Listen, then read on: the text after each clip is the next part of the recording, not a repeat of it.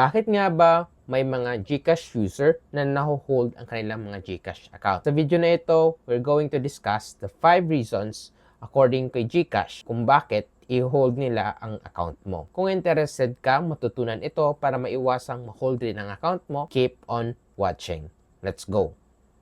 First reason kung bakit hini-hold ni GCash ang account mo is that inactive ang account mo. So according to GCash, makukonsider na inactive ang account po ninyo kapag nagawa kayo ng GCash account, let's say today, February 2025, at hindi ninyo ito pina-verify after the span of 12 months. Kapag hindi nyo ito pina-verify at the span of 12 months, i-deactivate nila GCash account mo kasi i-consider nila na inactive ito. Second reason kung bakit hino-hold yung GCash account is mali ang information na sinubmit ninyo when verifying your GCash account. What I mean with that is that, diba, ipapa-type nila sa iyo yung information mo sa GCash. Nag-enter ka na.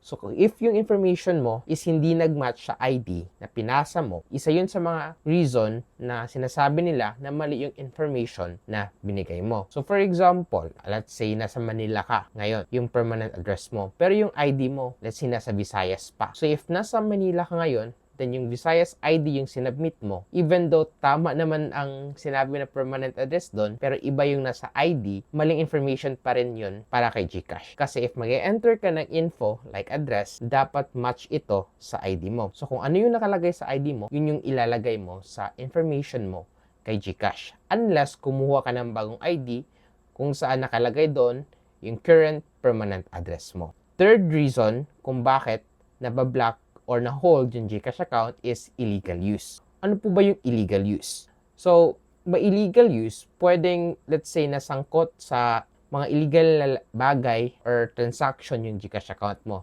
Let's say, may nagpa-cash out sa'yo or may nagsabi, na-wrong send po ako sa pag-cash in.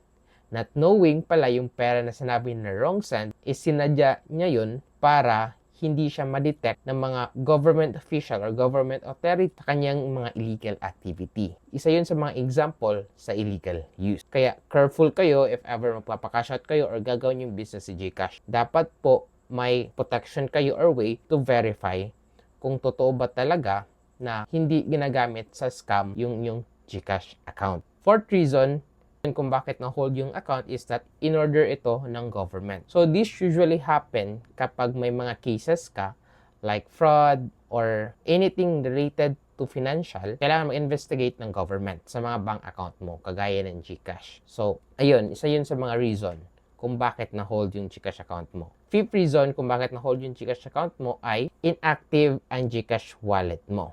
Ano pong kaibahan ng inactive ang account at inactive yung GCash wallet? Ang kaibahan po niyan is that when you say inactive ang GCash wallet mo is that walang laman yung GCash wallet mo for the past 6 months. Oo nga, walang maintaining balance si GCash, pero kailangan mo pa rin mag-transact sa GCash app, maglagay ng pera kasi ginawa yung GCash account for transaction. So, if ever wala kang plan na maglagay ng pera sa GCash o gamitin ito sa transaction, better pa na ipa-delete mo na lang at mag-create ka na lang ng GCash account kapag kailangan mo na. Kasi i-deactivate or i-hold yan ni GCash. So, I hope this video has become informative for you. So, if gusto mo din matutunan paano mag-delete ng iyong sariling GCash account, may tutorial ako para dyan, click mo lang ito. O di kaya gustong matutunan ano yung gagawin mo kapag na-hold yung GCash account mo. May tutorial din ako para dyan na gagawin ko if mag-comment kayo sa baba at mag-request. If nagawa ko na, click mo lang ito. So if you want more videos like this, don't forget to like and subscribe.